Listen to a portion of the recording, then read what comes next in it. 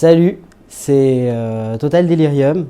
Je m'appelle Hamza et je développe mon projet artistique depuis 2018 et je suis ici pour vous le présenter.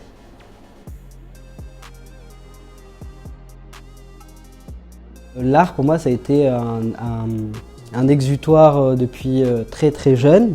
C'est un mode de langage comme le fait de parler ou le fait d'écrire. L'art, c'est un langage particulier avec lequel on peut dire des choses qu'on ne peut pas facilement dire en parlant ou à l'écrit. En fait, grâce à l'art, on peut parler de choses que les mots n'expliquent pas. J'ai beaucoup utilisé des figures de style comme des métaphores visuelles dans mes œuvres pour raconter un peu les épreuves que je vivais, mais aussi les réussites. J'avais l'impression d'être un peu comme un alchimiste dans le sens où l'alchimie c'est celui qui transforme le plomb en or et quand je recevais du plomb, j'essayais d'en fabriquer de l'or. Enfin c'est une image, mais en tout cas moi ça a été très thérapeutique et ça m'a amené à guérir de certaines choses avec le temps. J'ai dit que je voulais être le Kandinsky de la techno parce que c'est vraiment la première intention que j'ai eue quand j'ai conscientisé ma pratique de l'art. C'est à travers l'artiste Kandinsky qui avait un rapport avec la synesthésie que je trouvais intéressante. Moi je suis quelqu'un qui adore pratiquer différentes choses. J'ai fait du théâtre, j'ai fait de la danse, ou des sports comme du skateboard. Je me suis intéressé à la poésie. Je me suis intéressé à pas mal de choses. Et ce que j'aimais chez Kandinsky, c'est de faire le lien entre, par exemple, la musique et l'art. Et moi, je suis quelqu'un qui adore faire des liens. Et je me suis dit, moi, aujourd'hui, j'écoute une musique qui n'est pas celle de Kandinsky. Mais je trouverais ça intéressant d'appliquer cette méthodologie-là à la techno, par exemple, et voir qu'est-ce que ça pouvait m'inspirer.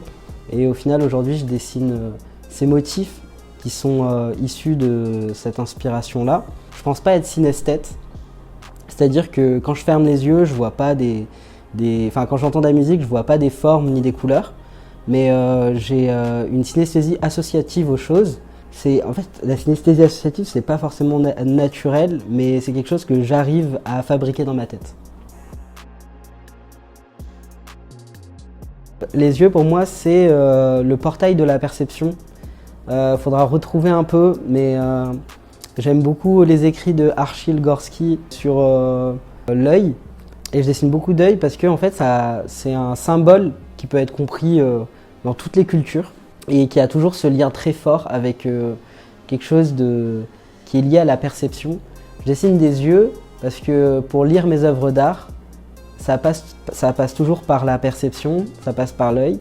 Et ensuite, je dessine des cœurs parce que une fois que c'est passé dans l'œil, c'est un ressenti qui vient.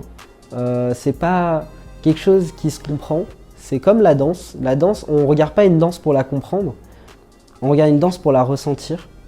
Et du coup, les yeux et les cœurs reviennent souvent parce que c'est des clés qui permettent la lecture de mes œuvres. Après, la spirale, pour moi, c'est un mouvement.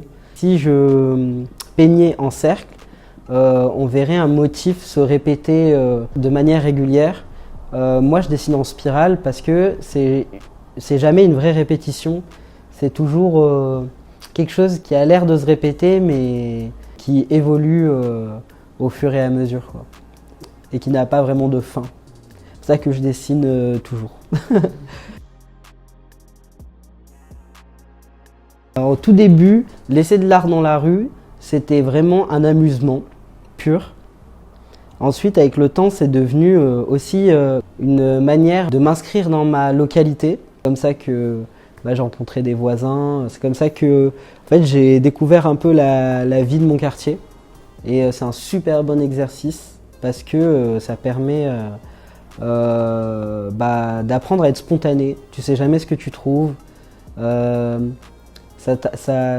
Je sais pas, j'ai l'impression d'être un fou des fois quand je sors dehors parce que je cherche des choses sur quoi dessiner et ça fait que je marche un peu au hasard Et même dans ça, je trouve qu'il y a une forme de thérapie, c'est-à-dire de ne pas savoir où tu vas et de ne pas savoir ce que tu vas trouver.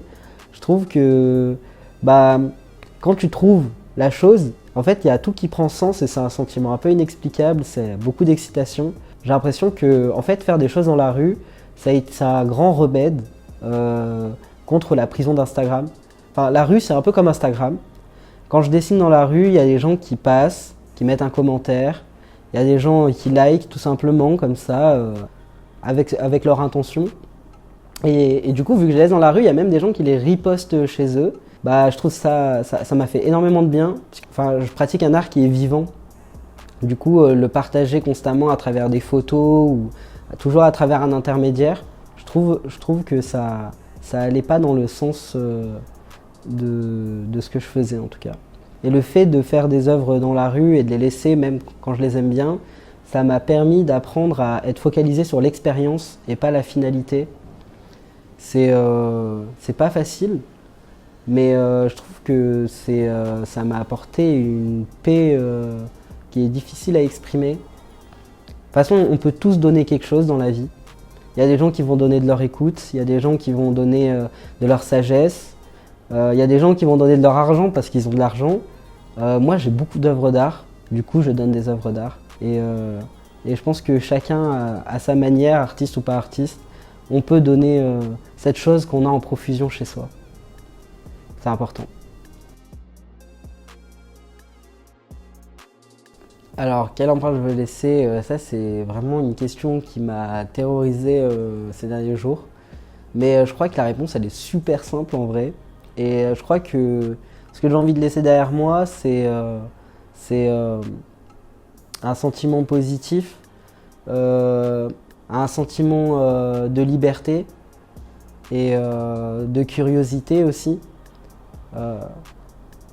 Ce que je fais avec mon art, c'est quelque part les traces de mon passage. Moi, je sais que quand je regarde une œuvre, là où les gens voient des formes, là où parfois je dis que c'est un mouvement, moi, des fois, j'y vois aussi du temps. Et chaque symbole, chaque trait représente du temps que j'ai passé à développer tout ça. Et j'espère que ce temps investi pourra peut-être faire germer de nouvelles idées ou inspirer peut-être d'autres personnes à s'engager vers un chemin peut-être plus libre. Voilà.